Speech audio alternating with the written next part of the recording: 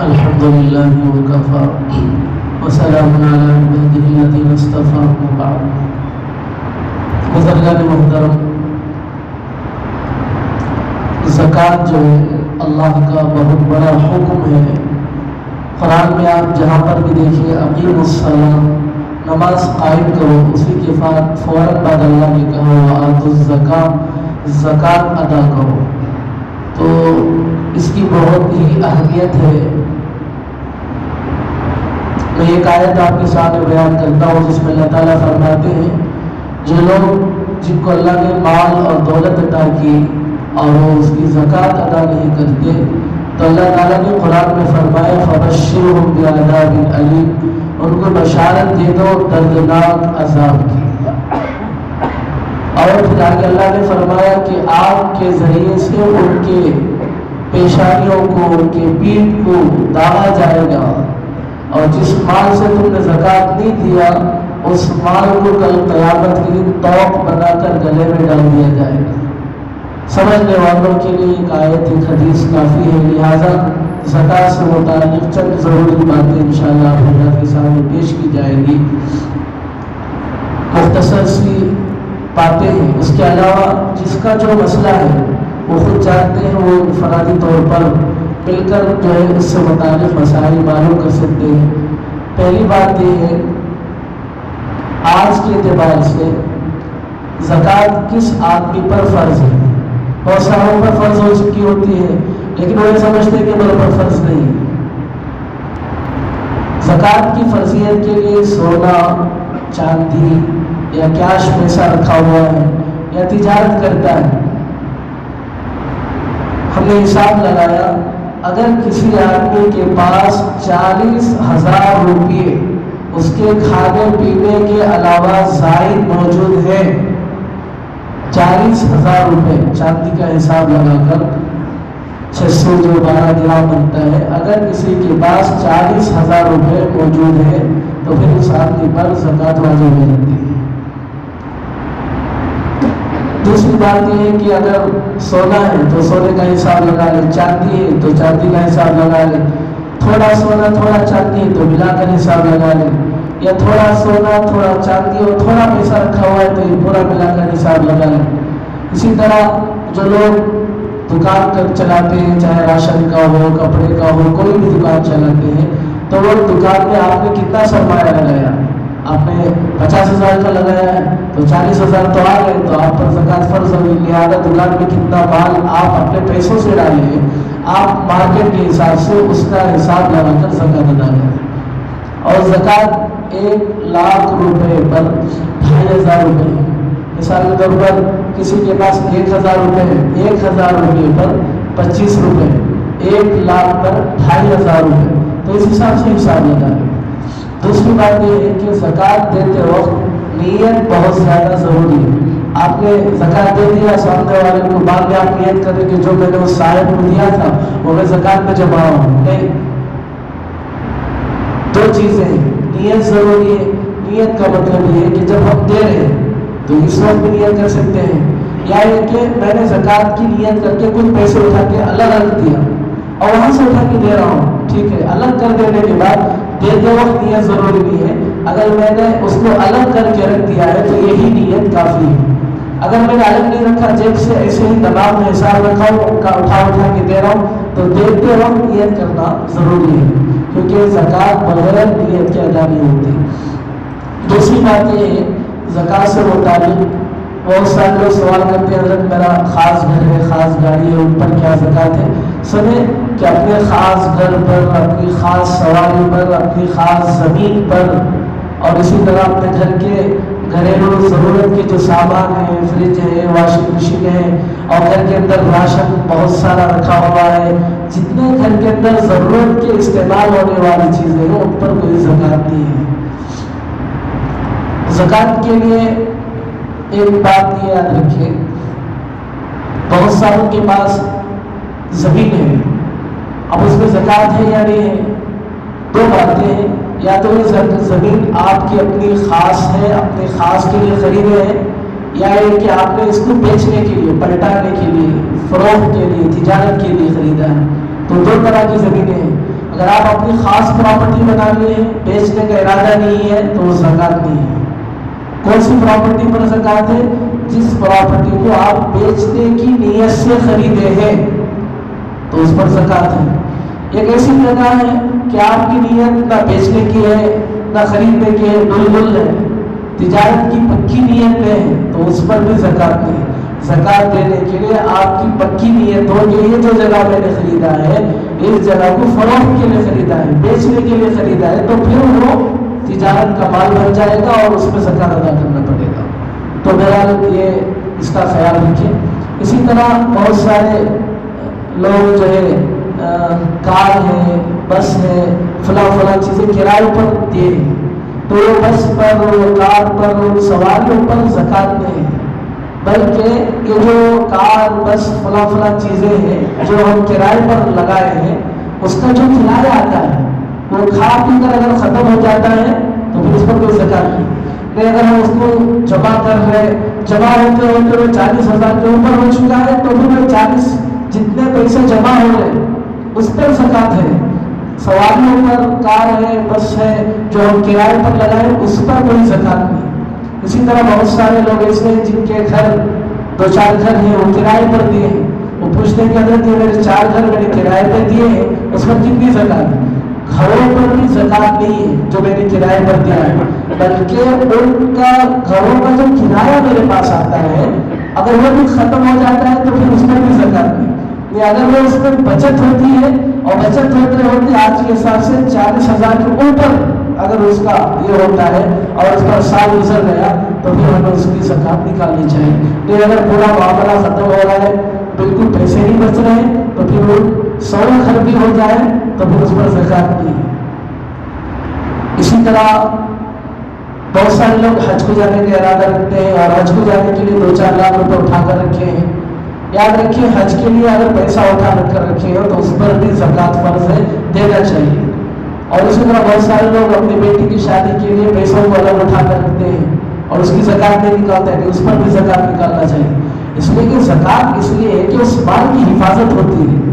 اور اکثر کیا ہوتا ہے کہ ہم زکوٰۃ نہیں نکالتے تو فلاں کمپنی نے ڈبو دیا، فلاں چوری ہو گیا، فلاں ہو گیا، ہم نے اس کی زکوٰۃ سے ہی معاملے میں نکالے ہوتے تو اس دولت کی محافظ اور اس دولت کی حفاظت خود خدا کرے گا، کیونکہ خدا کا ضابطہ ہے جو خرچ کریں گے میں دنیا میں بھی دوں گا اور آخرت میں بھی دوں گا اور اس کی حفاظت بھی کروں گا، اور جب تم دو گے اس سے بیماریوں سے بھی حفاظت کروں گا، اللہ کا غصہ ٹھنڈا ہوگا اور یہ کل قیامت کے دن یہ دولت آپ کو جنت میں لے جانے کی ضمانت دے گی اور جنت میں لے جانے کے لیے آپ کو اللہ کے نبی صلی اللہ علیہ وسلم کے پاس سفارشی کرے گی۔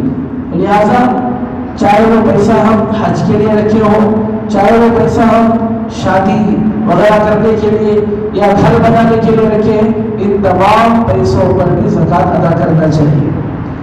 اسی طرح بہت سارے لوگ اپنا پیسہ بینک میں جمع کیے ہیں تو اس میں وہ بات نہیں، جتنا پیسہ میں نے مثال کے طور پر 3 لاکھ روپے جمع کیے ہیں اس کے اوپر جو سود آتا ہے وہ سود پر زکوٰۃ نہیں ہے، بلکہ میں نے اپنے خاص پیسے جو بینک میں رکھے ہیں اس کے بقدر کے اوپر زکوٰۃ کی رقم ادا کرنا چاہیے۔ اسی طرح بہت سارے لوگ زیور گروی میں رکھے ہیں، جو زیور گروی میں رکھے ہوئے ہوتے ہیں اس زیور پر زکوٰۃ فرض نہیں ہے، اس پر زکوٰۃ ادا کرنا کوئی ضروری نہیں ہے، اس لیے کہ وہ اپنے آپ کے قبضے میں نہیں ہے، وہ دوسرے کے قبضے میں ہے، آپ کا قبضہ نہیں رہا تو اس پر آپ کی زکوٰۃ نہیں ہے۔ اسی طرح کوئی آدمی بینک سے لون لے کر، لون لینا شریعتوں سے جائز نہیں، لیکن کسی نے لے لیا ہے اور تقریباً اسی پہ بزنس کرتا ہے لون پر، تو وہ مال حرام ہونے کی وجہ سے اللہ نے اس پر زکوٰۃ کا مطالبہ نہیں کیا، زکوٰۃ فرض نہیں۔ ہاں کسی نے 7-8 لاکھ روپے اپنے خاص پیسے 2-3 لاکھ روپے لون لے کے ملا لیا ہے تو اگر مکس ہے حلال بھی اور حرام بھی تو ایسی صورت میں اس میں زکوٰۃ ادا کرنا چاہیے۔ پورا خالص مال حرام ہے تو اس میں زکوٰۃ کا مطالبہ نہیں، اگر مال مکس ہے حلال اور حرام ایسی صورت میں زکوٰۃ ادا کر دینا چاہیے۔ اسی طرح بہت سارے لوگ میں غفلت یہ ہوتی ہے کہ کرائے کے گھر پر رہتے ہیں لیکن اس گھر کا ایڈوانس ہم دے دیتے ہیں، مثال کے طور پر میں ایک سائے کے گھر میں رہتا ہوں اور 1 لاکھ روپے میں نے ایڈوانس کے طور پر دیا ہے، تو مجھے چاہیے کہ میں ہر سال اس کی زکات ادا کروں. جن کو دیا ہوں ان کی وہ ادا نہیں کریں گے، کیونکہ وہ 1 لاکھ ان کے نہیں ہے، وہ 1 لاکھ میرے ہیں، تو مجھے ادا کرنا چاہیے. اکثر جو ہے اس میں نسیان بھلات ہو جاتی ہے کہ اپنے گھر کے جو ایڈوانس لے کر ہیں، یا یہ کہ ہمارا آج کل جو بھوٹیا دلا لیتے ہیں ان پر بھی، اس لیے کہ وہ پورے پیسے میرے اپنے ذاتی ملکیت میں نے ان کو دیا ہے، اس پر میرا قبضہ ہے، جب چاہے لے سکتا ہوں ان کو پوچھ کر. تو لہٰذا اپنے گھر پر جو ایڈوانس دیے ہیں یا یہ کہ بھوٹیا دلا لیے ہیں اس پر بھی زکوٰۃ ادا کرنا چاہیے. اور 2-3 مسائل ہیں. زکوٰۃ کی رقم مسجد کو نہیں دے سکتے. یاد رکھیں ایک بات، اگر یہ اصول آپ کو معلوم ہو جائے تو آپ خود فیصلہ کر سکتے ہیں. زکوٰۃ میں اصل مالک بنانا ہے اور مسجد میں جو لگتا ہے. اور دوسری بات یہ کہ زکوٰۃ محتاج، غریب، فقیر، مسکین جس کی ضرورت نہیں ہو. اب مسجد اللہ کا گھر ہے، اب یہاں پر جو ہے کوئی سامنے مسکین اور غریب اور محتاج نہیں ہوتا اور اس میں تبلیغ بھی نہیں پائی جاتی، لہٰذا مسجد میں زکوٰۃ کی رقم ادا نہیں ہو سکتی. اچھا جو مدارس کو دیتے ہیں وہ کیسے؟ وہ مدارس کو اس میں غریب اور یتیم بچے جو ہوتے ہیں تو وہ پیسہ جو چندہ وصول کرنے والے ہوتے ہیں وہ لے آ کر دفتر میں جمع کرتے ہیں، وہاں وہ غریب بچوں کو لا کر وہ پیسے ان کے حوالے کیے جاتے ہیں، پھر وہ بچے اپنی طرف سے فیس بنتے ہیں، پھر اس کے بعد وہ مدرسے والوں کے لیے چاہے وہ راشن کے لیے لگائے، عمارت کے لیے لگائے، بعد میں وہ ان کے لیے حلال بنتا ہے. تو بہرحال مدارس کو دے سکتے ہیں لیکن مساجد میں نہیں دے سکتے. اور 2 باتیں ہیں، 2 لوگوں کو دینے پر ثواب زیادہ ملتا ہے. سب سے پہلے زیادہ ثواب ان لوگوں کو ملتا ہے زکوٰۃ دینے کا جو اپنے خاندان کے غریب لوگ ہوتے ہیں، ان کا خیال کرتے ہیں تو ایک زکوٰۃ دینے کا ثواب ملتا ہے، دوسرا ان کے ساتھ صلہ رہنے کا ثواب ملتا ہے. اسی طرح جو دوسرا دوہرا اجر ملتا ہے وہ مدارس کو دینے پر، کیونکہ ایک ہم نے زکوٰۃ بھی دیا، دوسرا مہمان رسول مدرسے کے بچوں کی ہم نے مدد بھی کیا، ان کی تعلیم کی، ان کی قرآن کی مدد کیا، تو اس پر بھی دوہرا اجر ملتا ہے. تو یہ 2 ایسے جگہ ہیں جہاں پر خرچ کرنے سے ڈبل ثواب ملتا ہے. تو میں نے عرض کیا کہ زکوٰۃ کی رقم میں سامنے والے کو مالک بنانا ہے. تو اگر کوئی زکوٰۃ کی رقم سے دعوت کر رہا ہے زکوٰۃ ادا نہیں ہوگی، کیونکہ کسی نے کو مالک بنانا نہیں ہوتا. کسی صاحب نے 2-4 دن پہلے فون کیا تھا میرے پاس زکوٰۃ کی رقم ہے، ایک مسجد میں افطاری کے لیے انتظام نہیں ہو رہا، میں چاہ رہا ہوں کہ 15 دن پورا میری جانب سے افطاری کا انتظام زکوٰۃ کی رقم سے کر دوں. بالکل نہیں. 2 وجہ. پہلی وجہ ہے کہ آپ مالک نہیں بنا رہے، دوسرا ہے کہ وہ زکوٰۃ کی رقم وہاں پر کھانے والے مالدار بھی ہوتے ہیں، ہو سکتا ہے، تو پھر آپ کی زکوٰۃ کہاں سے ادا ہوگی؟ لہٰذا زکوٰۃ کی رقم سے دعوت نہیں کر سکتے. زکوٰۃ کی رقم، اور بہت سارے لوگ پوچھا تھا کہ غریب کی شادی ہے اس میں گوشت دلانے کے لیے میں زکوٰۃ کی رقم استعمال کر سکتا ہوں کہ نہیں کر سکتے؟ ہاں، اس کی ایک شکل کہ اس غریب آدمی کو آپ بلائیں، آپ ان کو پیسہ دے دیں، دیکھیں کے بعد وہ مالک بن جائے گا. پھر کہیں گے یہ پیسہ وہ جو ہے مختار ہے، جہاں چاہے استعمال کر لیں، شادی میں جس ضرورت کو چاہے استعمال کر سکتا ہے. براہ راست پیسوں کو زکوٰۃ کے دعوت پر لگانا یا جو ہے افطاری میں کھلانا، اس سے زکوٰۃ ادا نہیں ہوتی. ہاں، بہت سارے لوگ راشن کٹس تقسیم کرتے ہیں زکوٰۃ کے لیے. اگر وہ نیت کر کر راشن کٹس تقسیم کر رہے ہیں یا زکوٰۃ کے سے کپڑے تقسیم کر رہے ہیں تو پھر اس سے بھی زکوٰۃ ادا ہو جائے گی، کیونکہ اس کو ہم مالک بنا رہے ہیں. وہ غریب اپنے ہاتھ سے راشن لیتا ہے اور اس کو اپنے اختیار سے خرچ کرتا ہے تو اس میں زکوٰۃ ادا ہو جائے گی. اسی طرح ایک مسئلہ ہے، صاحب نے پوچھا حضرت ایک غریب آدمی ہے، وہ مجھے 50,000 روپے دینا ہے لیکن 2-3 سالوں میں نہیں دے رہا، میں اس پر 50,000 روپے زکوٰۃ کی نیت کرنا چاہتا ہوں، ادا ہو جائے؟ نہیں ہوتی. صرف نیت ایسے کر لینے سے نہیں ہوتی کہ وہ آدمی خرچ نہیں دے رہا میرے زکوٰۃ میں سے اتنا نکالا ہو، وہ تو نہیں ہوتا، بلکہ اس آدمی کو بلائے، بٹھائے اور اس کو جو ہے ذہن سازی کرے، پھر اپنی طرف سے اسے تحفہ ہتھیار دے دے کہ یہ رقم لے لو. جب وہ لے کر مالک ہو جائے پھر اس کو کہہ دے کہ آپ اپنا خرچہ ادا کرو، پھر وہ خرچہ ادا کر دے تو اس میں زکوٰۃ اس کے پاس چلی گئی. وہ اپنے اختیار سے آپ کے قرض ادا کر رہا ہے تو یہ ٹھیک ہے. لیکن آپ نے ایسی نیت کر لیا تو اس سے زکات نہیں ادا ہوتی، بلکہ بالغ بنا کر پھر وہ اپنے اخراج سے آپ کو قرض ادا کرے تو اس میں زکات بھی ادا ہو جائے گی، پھر انشاءاللہ آپ کا قرض بھی ادا ہو جائے گا۔ صرف نیت کرنے سے اور زکات جو ہے ادا نہیں ہوتی۔ اسی طرح زکات کی رقم ہم جو دیتے ہیں وہ سامنے والے کو یہ زکات کی رقم ہے بول کر لفظ بولنے کی ضرورت نہیں۔ آپ میری طرف سے تحفہ ہے، یہ میری طرف سے ہدیہ ہے، یہ لفظ بول کر بھی دے سکتے، لیکن غور کرنا چاہیے کہ آپ جسے دے رہے ہیں وہ محتاج ہے کہ نہیں۔ آپ بعض لوگ جو ہے خاندان میں بانٹتے ہیں 2,000 روپے فلاں فلاں فلاں بھائی ان کے پاس زیور ہے، اس پر بھی فرض ہو چکا ہوتا ہے، وہ بھی خود دوسروں کو زکات دینا ہے، آپ زکات کی رقم ان کو دے رہے ہیں، پھر کہاں ادا ہوگی؟ اس لیے اس کا خیال کرنا چاہیے کہ زکات کی رقم ان کو دے جو محتاج ہے، جو ضرورت مند ہے، جس کو اللہ نے قرآن کی تفصیل میں بیان فرمایا ہے۔ دوسری بات یہ ہے کہ زکات کی رقم کے کسے دینا چاہیے کسے نہیں دینا چاہیے، یہ سوالات ہوتے ہیں۔ ایک بات یاد رکھ لیں تو آپ کو پھر معلوم ہو جائے گا کہ زکات کسے دینا کسے نہیں دینا، غریب محتاج مسکین ٹھیک ہے، اپنے خاندان میں کسے دے سکتے کسے نہیں دے سکتے۔ یاد رکھ لیں کہ اپنے ماں باپ کو نہیں دے سکتے، اوپر کی پیڑھی کو نہیں دے سکتے، ماں باپ دادی دادا نانا نانی اوپر کی پیڑھی کو نہیں دے سکتے۔ پھر میری نسل کو میں اپنے بیٹے کو بیٹی کو پوتے کو پوتی کو نواسے کو نواسی کو نہیں دے سکتا۔ اوپر کی پیڑھی اور میری نسل کی اس پیڑھی کو زکات نہیں دے سکتے۔ دائیں بائیں بھائی ہیں بہن ہیں محتاج ہیں، پھوپھو ہیں چچی ہیں مامی ہیں، ان سب کو دے سکتے بلکہ زیادہ ثواب ہے، لیکن جو زکات نہیں دے سکتے اوپر کی پیڑھی اور میری اس نسل کے کو نہیں دے سکتے۔ اسی طرح سادات جو اللہ کے نبی صلی اللہ علیہ وسلم کے خاندان کے ہیں ان کو بھی زکات جو ہے نہیں دے سکتے۔ تو بہرحال یہ مختصر اور کچھ ضروری باتیں آپ حضرات کے سامنے پیش کی گئی ہیں۔ اس کے علاوہ جس کا جو مسئلہ ہے زکات سے متعلق اگر آپ اپنا معلوم کرنا ہے تو آپ انفرادی طور پر کبھی بھی اپنے زکات کے مسائل کو معلوم کریں، اور یاد رکھیں مسئلے کو معلوم کر کر ضرور اس کو حل کریں، کہیں ایسا نہ ہو کہ آخرت میں ہم پکڑ کا ذریعہ بن جائے۔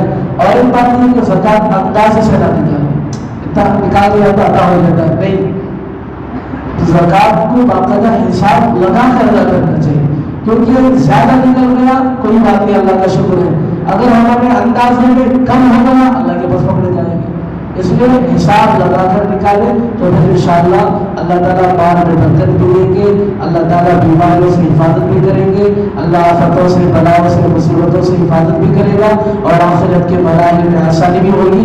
حدیث آتا ہے، میں ایک حدیث کہہ کے اپنی بات کو ختم کرتا ہوں، کوئی اللہ کی رضا کے لیے ایک کھجور، مثال اللہ کے نبی نے دیا، ایک کھجور صدقہ کرتا ہے تو اللہ تبارک و تعالیٰ اس کے کھجور کو جو ہے اس ایک مٹھی میں لے لیتے، لے کر اس کی پرورش کرتے کرتے کرتے کرتے اور ایک اونٹ جیسا بڑا بن جاتا ہے، پھر اللہ کہتے ہیں بندے نے کھجور دیا ہے میں اس کے بدلے اونٹ جیسا بڑا اجر ثواب اس کے نام اعمال میں دیتا ہوں۔ ایک دنیا کا فائدہ الگ ہے اور آخرت کا فائدہ الگ ہے، تو بے شمار ہے۔ وقت کی کمی کی وجہ سے میں نے مختصر باتیں آپ کے سامنے عرض کی ہے۔ اللہ تعالیٰ سے دعا ہے اللہ تعالیٰ ہم تمام کو شریعت و سنت کے مطابق صحیح معنوں میں صحیح عمل کرنے کی ہم سب کو توفیق عطا فرمائے۔ آمین وآخر دعوانا الحمد للہ الحمد لله رب العالمين اللهم صل على سيدنا شفيعنا حبيبنا مولانا محمد وآله وسلم ربنا آتنا في الدنيا حسنة وفي الآخرة حسنة وقنا عذاب النار اللهم إنا نسألك الهدى والتقى والعفاف والغنى اللهم اكفني بحلالك عن حرامك وأغنني بفضلك عمن سواك ربنا تقبل صلاتنا وصيامنا وقيامنا وصلى الله تعالى وسلم على خير خلقه محمد وآله وصحبه أجمعين برحمتك يا أرحم الراحمين والحمد لله رب العالمين۔